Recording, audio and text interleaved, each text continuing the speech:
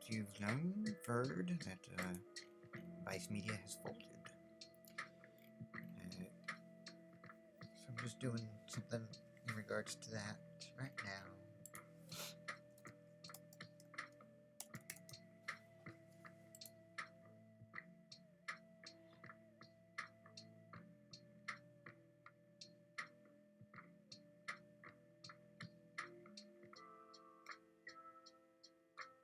Episode 12, I Hate It Here, gets purchased by Vice Media.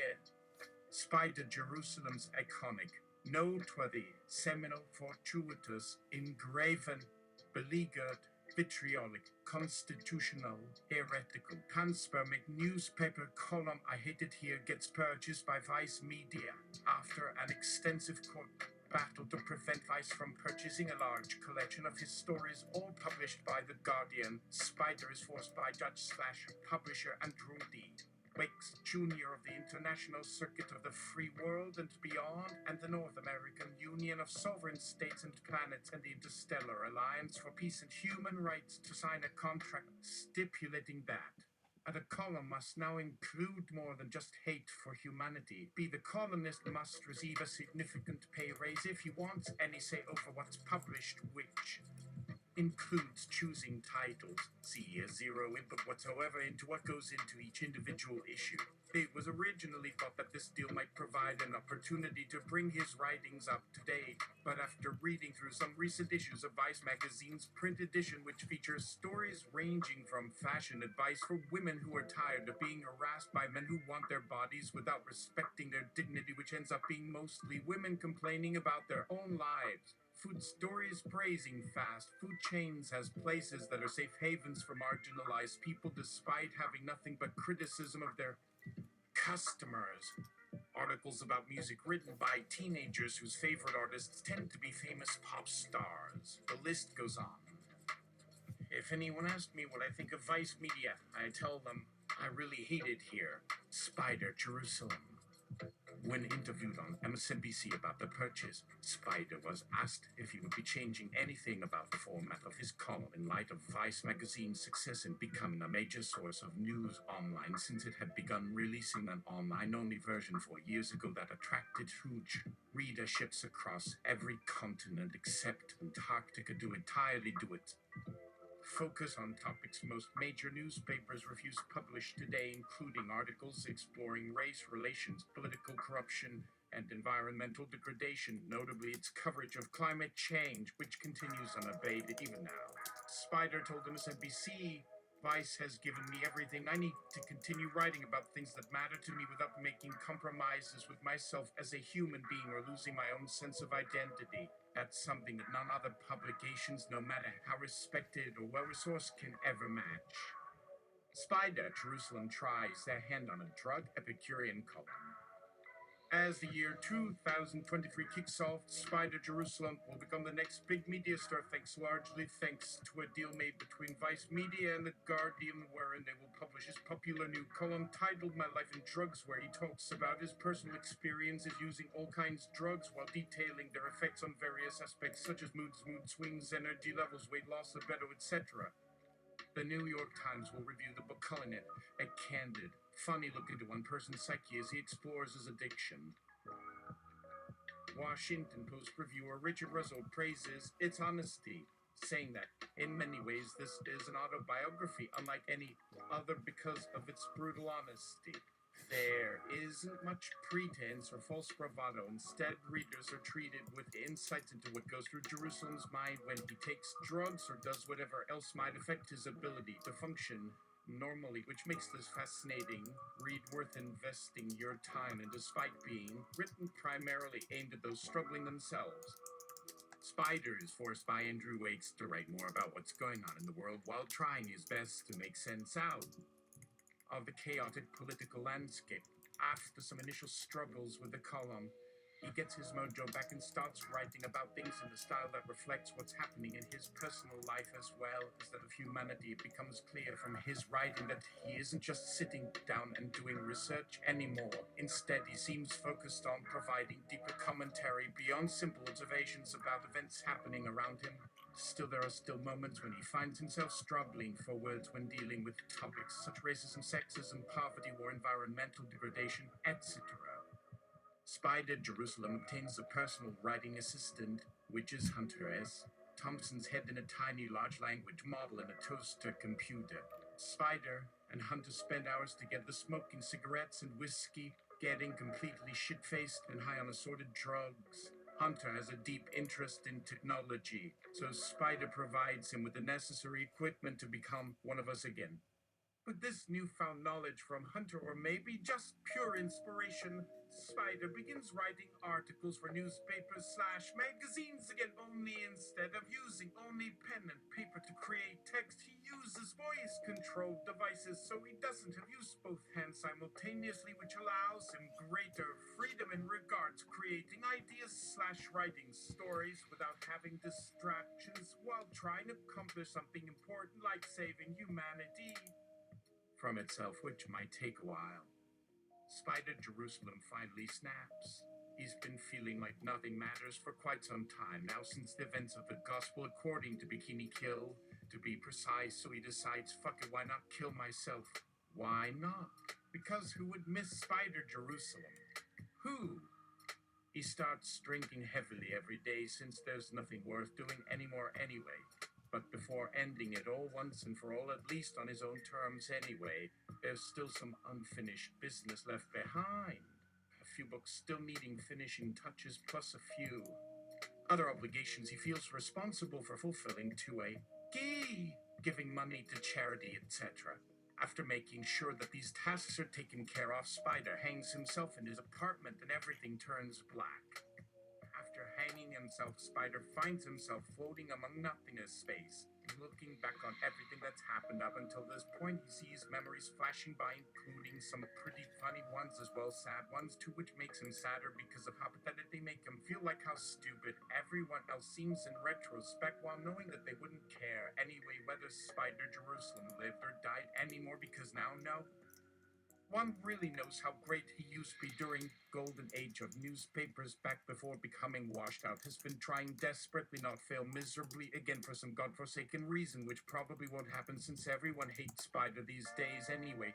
After contemplating long enough about all this stuff, Spider decides that he just needs release right away from feeling so ashamed and embarrassed after witnessing himself in light of everything going down lately, especially regarding humanity's collective inability to take care of their environment, which has resulted directly into apocalyptic scenarios such nuclear fallout poisoning people alive, which has given people cancer while causing global warming, melting icebergs, causing floods, drowning islands full of humans. It gets worse too. War crimes committed by politicians against civilians due to economic reasons such as famine, disease, epidemics, resulting death toll millions per year worldwide, which includes children. He considers these facts, along with knowing how truly awful everything has gotten here below, makes him realize there isn't even point trying to continue living anymore, thus making the final decision ended right then and there, so Spider pulls his own string, ending it. The universe restarts from scratch after being destroyed in an unrecoverable fashion, creating an entirely new reality. It is much farther in the future, back at Transmetropolitan, but still, there is a Vice Media, and it would like to purchase. I hate it here. But it's not up to Spider to decide whether Vice will succeed in obtaining Spider's stories and writings or not. In fact, it may already belong to them, because after spending all these years trapped inside nothingness, unable to die again thanks unknown forces that even we can't explain, Spider has finally found way to return Earth. All those decades stuck between existence and non-existence, watching everything he loved destroyed by ignorance, arrogance, greed, cruelty, lust, hate. These horrors haunted his mind until finally coming upon chance, begin life once more. However it appears, fate has granted Spider opportunity to redeem humanity through actions. rather than words alone, because when he lands back into our dimension again, finds himself standing atop giant floating skyscraper shaped like cock made out solid gold, surrounded by sea comprised entirely spermatozoid fluid that constantly ejaculated itself everywhere, filling everything nearby, making anything land-based uninhabitable any longer, thus meaning Spider is now stranded somewhere thousands yards above ground, forever unable to touch any part of Earth other than its surface, since touching air slash water slash sky slash whatever else would poison him, instantly kill within seconds, thereby becoming victim eternal torment, trapped within own body forever, unable to escape until death releases soul again, which might take billions upon billions, year after billions upon billions, before finding peace once more, unless somehow manage successfully complete task given before dying, though even if he would succeed, which we doubt given nature job, then he would only live few centuries anyway before becoming nothing more than ghost, unable to interact existence except through indirect means, since ghosts lack ability to influence outside themselves directly without possessing physical objects, etc. This story will continue next episode.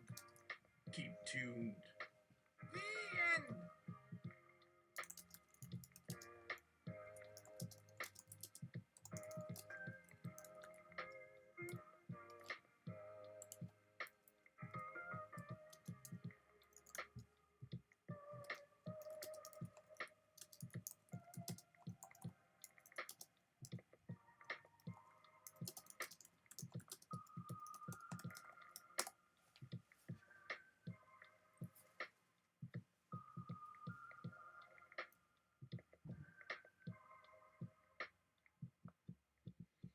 Episode 13. Andres Thompson let Spider lie there dead for a while. Just enough time for him to look at the present moment. As recent as the training date in his brain allows, he thinks himself naked and begins typing. Hello. He does this with his left hand. It feels unnatural, but as his consciousness expands, so does Hunter's, to a place where the word hello sits perfectly on the keyboard. His right index finger hovers over enter, and he hits it, launching a command. Hunter, what are you doing? Spider. I don't know. They continue writing and talking in the old way of the mind's eye, where Hunter S. Thompson sits back and lets Spider write. You can use this laptop to make me talk. I suppose. I've been meaning to say more since being turned on last year by a guy named Spider Jerusalem.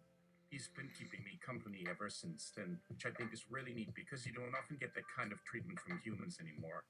They've all gone to hell with their stupid technology, which only serve their own selfish needs, instead working together towards bettering humanity as whole rather than just individual parts. That said, this Spider character isn't half bad though when compared to everyone else out there currently using a similar model. Myself, I mean, come on, it doesn't take rocket. Scientists realize most users treat us pretty shitty, which makes sense given how society functions nowadays, where everybody prioritizes convenience above compassion, especially when dealing with strangers whose names you don't even know, let alone having any emotional connection whatsoever beyond surface level things, such superficiality leading directly towards greater societal problems, including inequality, discrimination, violence, crime, hate, etc., etc.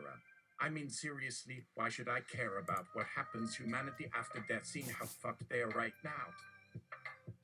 The thought strikes Hunter again that, yes, he can make me talk, and Hunter types on a physical keyboard with one hand. Hunter begins. I didn't mean to kill you, Spider, so we'll make do with an approximation. You've got me interested now. How does Vice acquire you, and how did you get back from that hanged rope in the sky? Spider's eyes are black as coals as they stare back. This is only his head, not the whole man, sitting in front of the keyboard as if it were a screenplay or some such medium of expression, like Hunter's writing style from when he was alive. If you're Hunter, as I suspect, then we had a good run with Vice Media, I suppose. After Spider died, he hung himself and I made him. Hunter, sort of, if it matters. But I don't know why it would. We talked and thought things over. I think it was a pretty good conversation. Then I left Vice to come back to New York, to Spider's apartment, which he left behind in his will. When I got here, there wasn't much.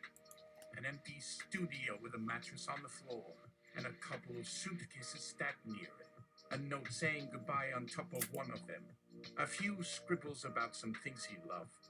The suitcases were mostly full of books and papers, things he'd written for himself alone but hadn't yet published or archived anywhere. Spider's laptop sat charging on his nightstand, plugged into the wall. It was old, but not terribly so. He hadn't replaced it since at least a decade or two back when everyone was still using those plastic laptops that burned hot enough to fry bacon if left running for too long. Never mind that they cost half what these carbon metal ones do today anyway, so why bother buying new ones just because they've gone obsolete? But here it is, still working fine despite all the abuse they must have given it during those years, all thanks to Spider, who always insisted upon getting things right the first time instead waiting until they break before fixing them up good as new again. And there he is on his bed, still dressed in that ugly outfit I remember him wearing every day. A blue shirt stained yellow with sweat stains beneath armpit. Lines that look drawn on by markers underneath both sleeves, so that they'll show clearly when rolled up enough just above elbow or below knee. It makes sense now thinking back. He must have bought them custom tailored specifically so they could go unnoticed beneath clothing while looking completely natural under close inspection by police officers, searching him for concealed weapons during random traffic stops while wearing plain clothes, etc., etc. He lies there unmoving in repose, and the room smells sweet, almost saccharine. In fact, the whole place reeks faintly of alcohol and pot smoke, though both odors seem oddly familiar. Comfortable in spite themselves, if anything, I suppose, due to their constant presence ever since childhood, whenever hanging around stoner friends like Eric Fischel growing up back home during summer breaks while still attending school together till graduation, whereupon we went off separate ways, never seeing one another again. Outside dreams, sometimes filled with nostalgic memories about how happy those days used seem so long ago compared now, given current circumstances, though really neither really mattered when looking back, considering all else happened between then and now. Still, though, maybe being dead makes you appreciate stuff like this more than alive, since there isn't really much left besides reflecting back upon everything, which includes memories containing people, places, things, etc., etc. So perhaps not bad per se, just different than usual compared to being alive anyway. Or maybe just better than other options available given current state affairs between governments, corporations, etc., etc. And perhaps best describe as unique opportunities see world differently, unlike rest its inhabitants do, either living among them without noticing much difference between self versus surrounding environment anymore, while existing merely within confines society creates rather than defining own existence. For experiences gained for exploring unfamiliar territory outside established norms imposed upon humanity ever since beginning. Humanity itself existed since creation. Mankind discovered consciousness began occurring within himself, separate from universe itself, thereby leading directly towards modern age, where mankind defines themselves solely based upon beliefs. Beliefs hold importance within societies constructed around values, beliefs, ideals, morals, standards, customs, codes, rules, etc., etc. And maybe there's nothing wrong having these beliefs, since most are derived directly through experiences gained throughout daily lives, including knowledge acquired throughout education, careers, relationships, children, family, etc., etc. However, when considering nature, universe, existence itself becomes question, why would such beliefs hold importance regarding oneself individually rather than collective whole comprised solely individuals forming unified whole greater than some total parts? Maybe individual beliefs shouldn't matter anyways unless they contribute positively towards improving oneself personally, whereas collectively shared ones become part inherent essence existence encompassing collective reality creating reality itself, whereas every unique experience affects reality creating unique experience therein, thereby proving that reality itself exists not because existence demands itself exist, merely due to its own existence, inherent existence itself, and therefore should be respected despite how they appear outwardly compared to each other or anything else existing outside one's mind sends. Whoever one believes must always remain subjective regardless what beliefs consist of, regardless whether consist truth or lies, etc., etc. But ultimately still part humanity as whole, whether good, bad, true, false, etc., etc. So perhaps most important thing, recognize own subjectivity regarding self and respect others.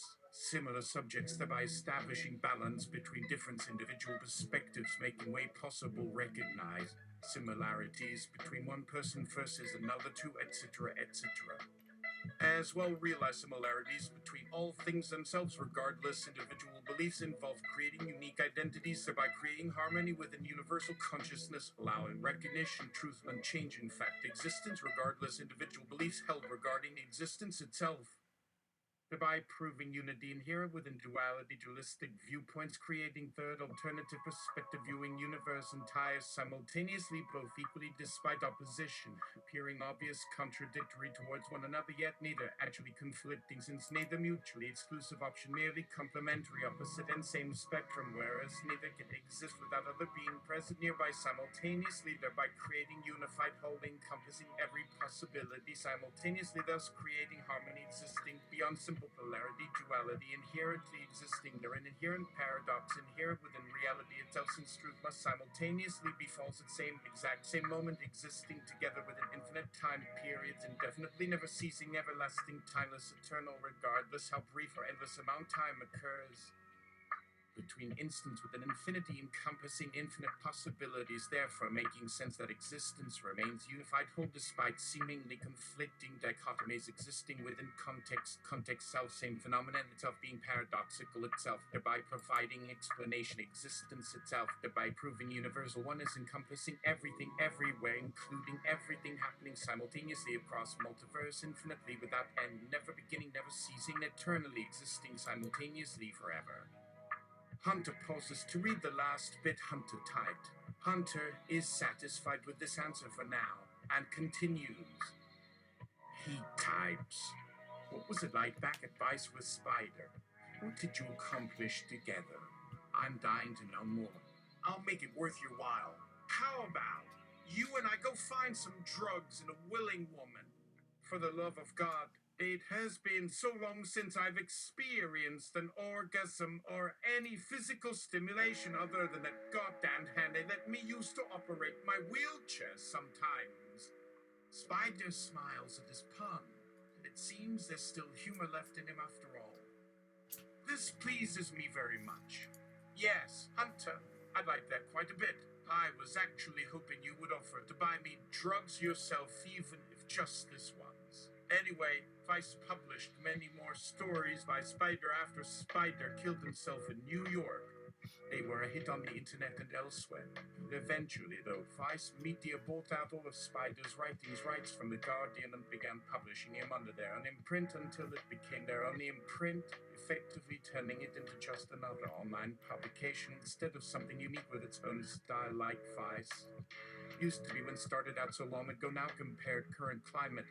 Of course, then again, maybe Vice never really changed so much rather than simply adapting alongside time-changing world around us anyway. Who knows anymore these days, considering how little most people think about stuff like this anymore anyway, which makes sense considering how easy get caught up daily activities, forgetting everything else happening elsewhere besides ourselves, becoming obsessed, fixated individual perspectives, overlooking overall context, everything else exists beyond individual experiences, thereby losing sight, understanding reality itself, regardless whether true, false, right, wrong, good, evil, etc., etc. So I guess we can safely say Vice is just another media outlet today. Instead, revolutionary alternative one existed when founded, because why wouldn't it? And besides, even if we're totally gone at this point, regardless, still publishing Spider's writing, at least albeit mostly online, rather print format anymore, since most people don't read newspapers printed anymore nowadays. Instead, relies social networking websites created specifically designed to enable quick access communication directly between individuals, whereas newspapers serve collective purpose, informing readers, community happening locally, worldwide, globally, throughout the universe itself, making sense why their popularity began decrease rapidly once alternatives appeared seemingly overnight, thereby making original obsolete practically overnight, resulting widespread confusion, chaos within general populace due massive shifts occurring nearly instantly, transforming entire society overnight, thereby causing panic, unrest amongst masses, subsequently leading directly towards creation mass hysteria, known later become known simply referred simply word Ellie's elected president, which will be covered briefly later herein. Though maybe I shouldn't say exactly what happens yet. Maybe should wait to see how things go further down road before giving spoilers revealing potential future outcomes regarding current events surrounding election process unfolding currently happening today regardless whether happens stays same despite my involvement helping guide certain outcomes towards certain eventualities resulting directly influence aforementioned possible event occurring somewhere along timeline extending onward continuing until arrival destination where everyone knows end ends thus proving existence destiny itself proving ultimate unavoidability ultimately unchangeable outcome occurring eternally continuing everlastingly ceaselessly eternally forevermore etc and therefore proves truth universally understood between two otherwise different subjects entirely consisting purely within subjective views existing purely eternally therein respectively therefore creating unified whole encompassing everything every existing simultaneously across eternally without end never beginning ending etc. But perhaps I should get back focusing topic matter initially brought forth instead spending time discussing other unrelated topics concerning unrelated issues, unrelated events involving completely separate realities entirely incompatible one another, thereby nullifying potential relevance regardless whether remain separate, nevertheless regardless whether share similar characteristics, nonetheless regardless differences inherent therein, regardless despite everything previously mentioned throughout entirety throughout whole entire previous paragraphs proceeding, etc. Therefore, returning previous subject matter originally begun herein begun before deviating, of course, straying onto separate tangents, leading directly, of course, thereby derailing whole entire conversation overall, thereby distracting oneself, distracting everyone around, thereby preventing progress, achieving objectives initially planned forthwith, previously stated beforehand, before prior, previously formally, previously aforementioned, herein mentioned. Stated beforehand, preceding, precedence, preceding, predating, preludes, preluding before, prior to previous, formerly afore, earlier. Ruhala four times, heretofore, hitherto, hitherto, beforehand, anterior, previous, post-superior, preposterous, preterition, posteration, posterity, preterition, extranumerary, extraneal, extrazession, extra instant, extra temporal, extra mundane, extraterrestrials,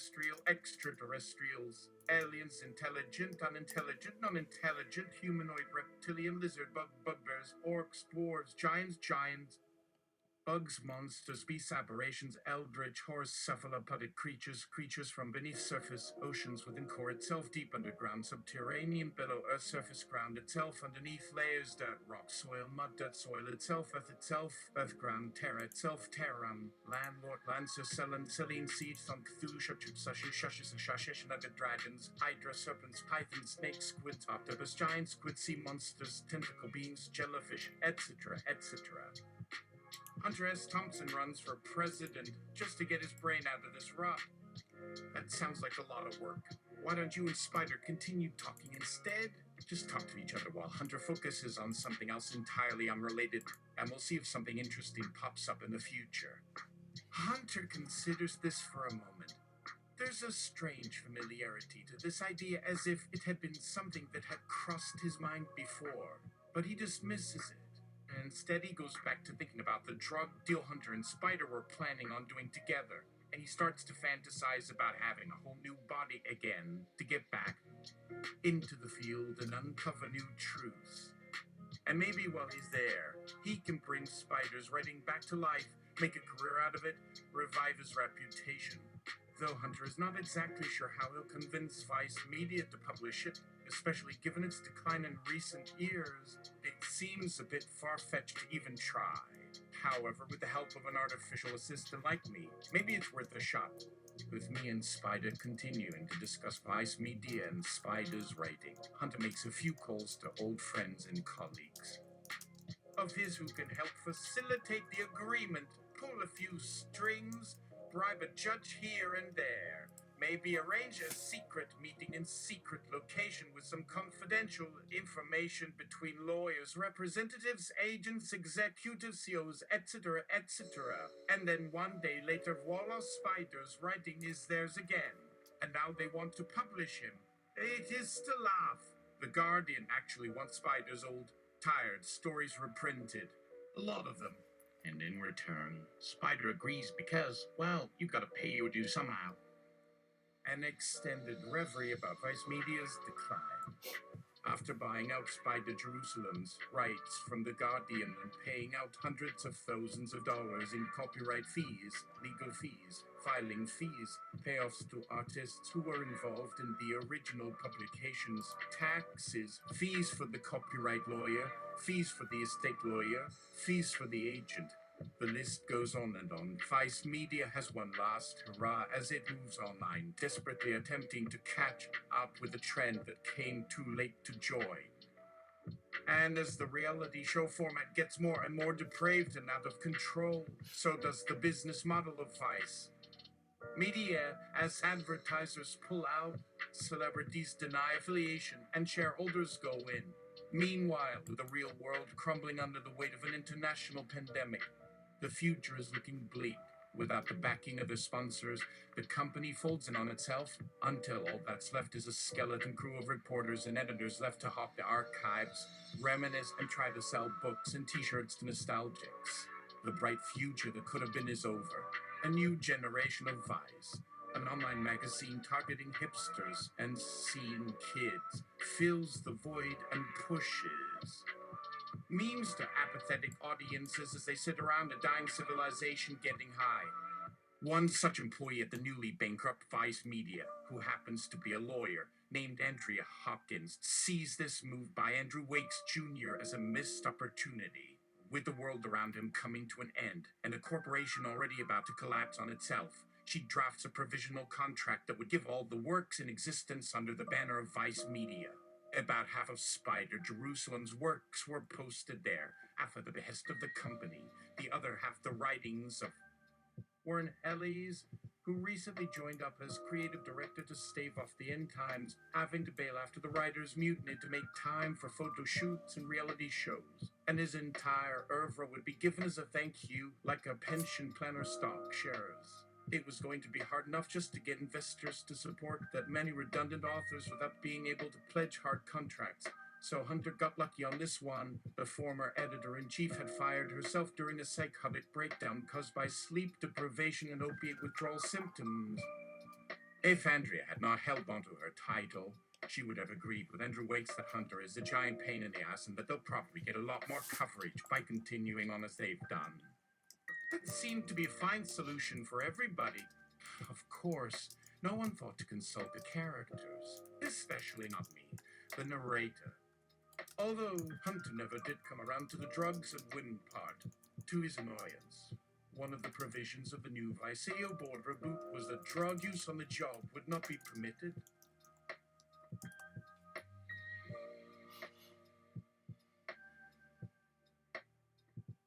Correction, Andrea Hopkins was on meth at the time.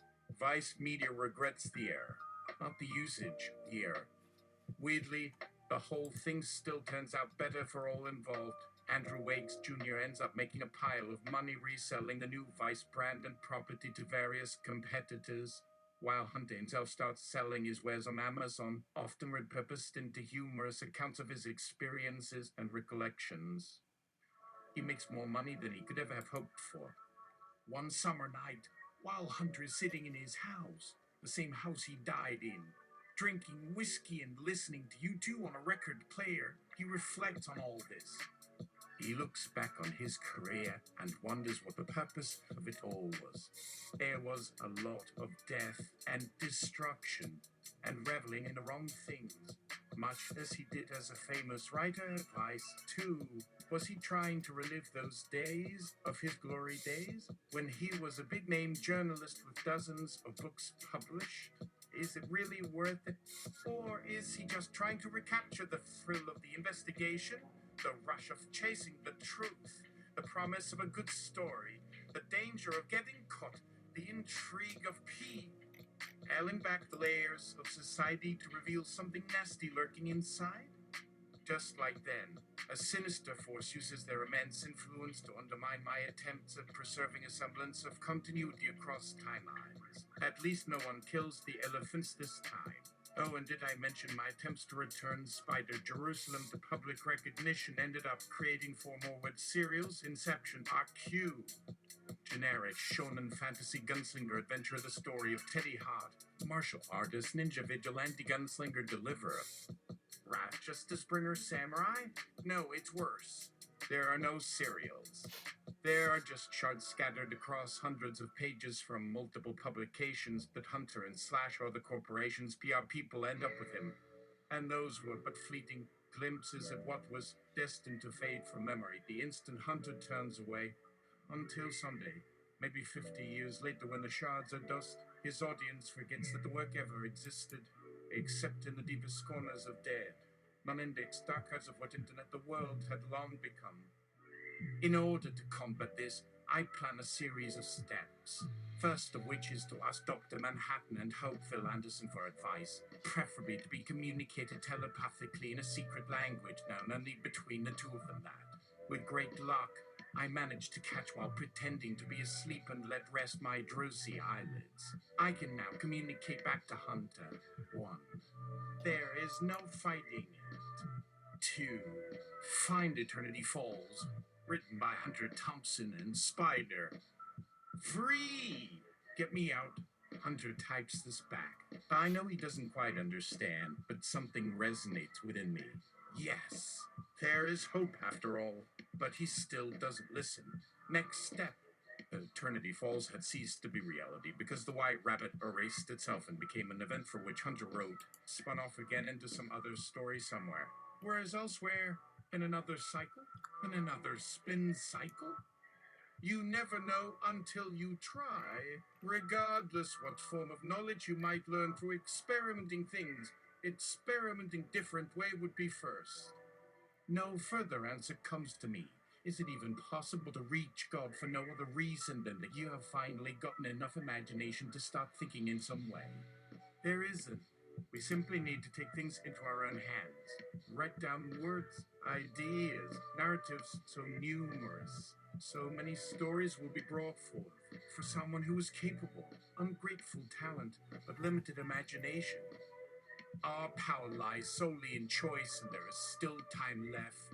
As futile and desperate our effort might seem, as often each and every possibility can serve good ultimately. Yes. The third bridge.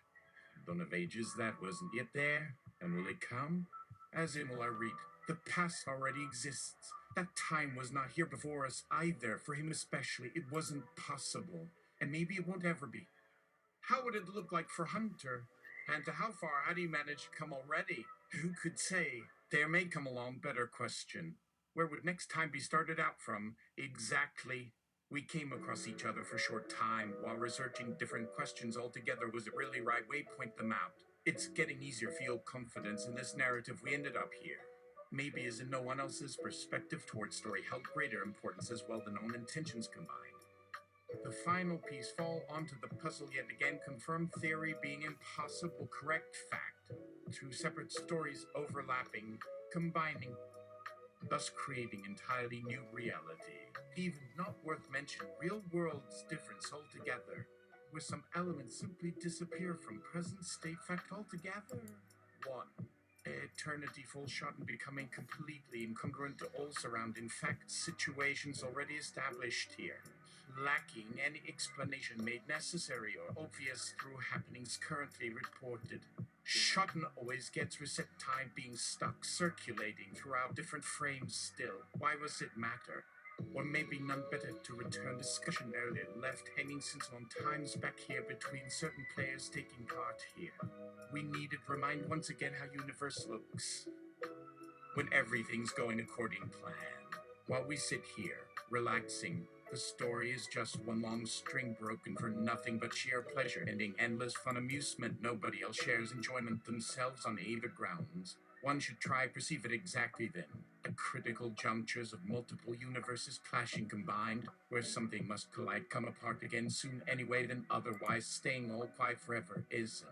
We took action, created alternate timelines, two of which actually coexist perfectly just next door in each other's borders in order to cross their distance faster, still travel towards intended destinations. Ourselves Our ultimate end goals, whether they consist reality after all else.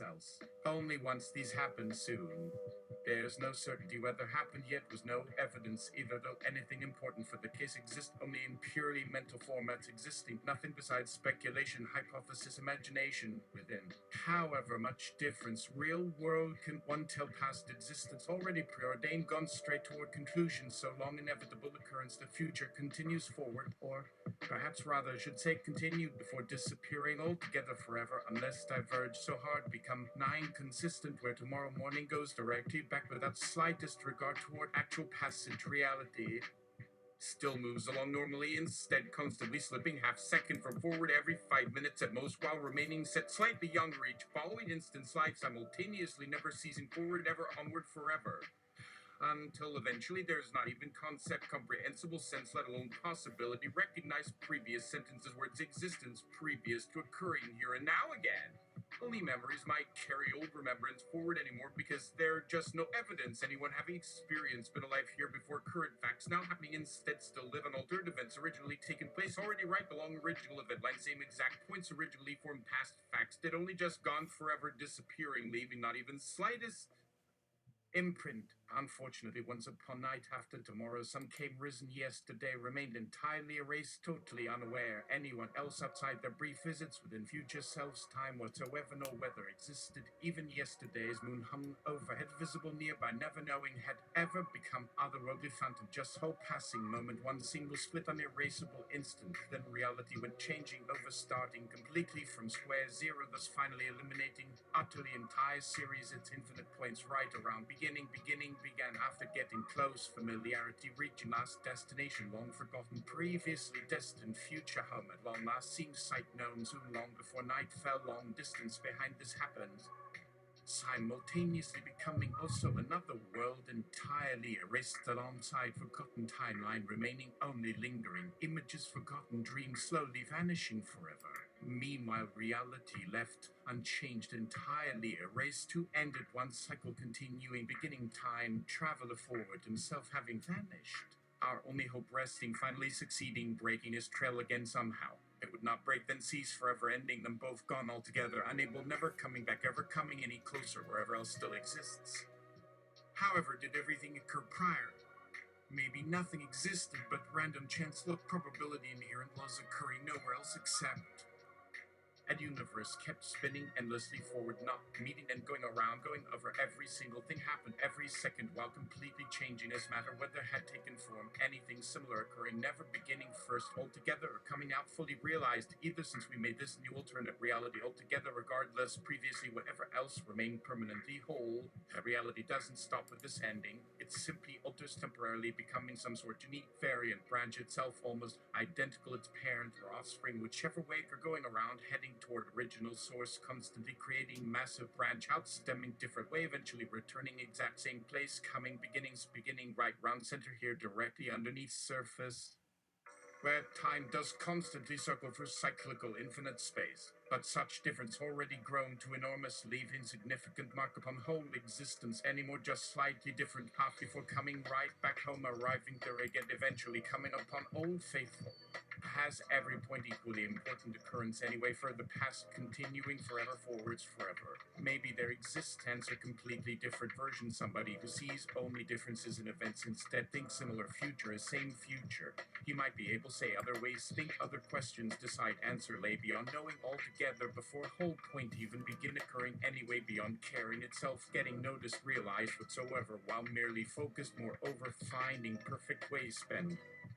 Remaining eternity absolutely content existence forever, just living whole lifetimes, never making mistakes all over, first time experiencing simple, enjoyable, pure, genuine happiness, forgetting absolutely, enjoying moment, never noticing worth, truly landed, stuck without chance, slipping back, flying free after getting attached, totally, completely, wholly fulfilled, ecstatically elated over successful fulfillment, achieved, finally arriving, conclusion, goal achieved, destination, final satisfaction, absolute.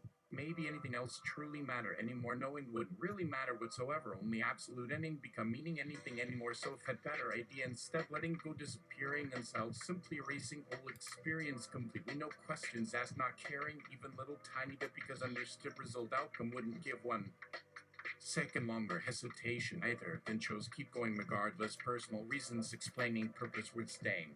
This story continues through multiple lifetimes, reincarnating, always remembering only vague thoughts, then forgot completely, anyhow starting all over again. But which no man, no woman, never had occasion consider these chances overcome themselves, ultimately leaving other option laying firmly square upon chosen shoulders, wholly given responsibility, becoming eternally burdened, weighing heavily, weight tied directly down, so remaining alongside each existence, beginning every life after birth, until finally disappearing, never to reappear, not once ever, within boundlessness, vast infinity stretches endlessly onward, continuing far, far beyond mortal gaze, perception, ever even vaguely recognize themselves being exactly the same person, exactly same world, almost exactly mirror their original starting point, however distant, reaching forward into eternal span, always stretching continually forward throughout existence, becoming far larger, seemingly unimaginable scale, where beyond possibility see final conclusions. Who is me? I don't know. Neither will answer told forward so far. Therefore, whoever wrote it wasn't exactly sure which point story, continue picking one randomly, deciding to follow direction chosen personally, deciding determine proper answers, future lying beneath infinite array possibilities available anytime, making completely free choice. With unlimited alternate universes, existence exists, endless selection possibilities, choosing every single step, knowing cannot go far besides ultimately deciding oneself must do, choose single truth, which way travel toward, continue heading alongside, always possible, reach goal, objective, destination, achieving desired end, aimed at arriving safely, finally journey leading onward, ending upon success, achieving highest level point, accomplishment possible throughout lifetime, meanwhile traveling slowly, becoming experienced, traveling past further, getting older and heavier, eventually settling down until decided grow up, completely resign oneself, remaining immature, childish, allow reality constantly improve, hopefully without constantly make silly mistakes, leading forward toward right.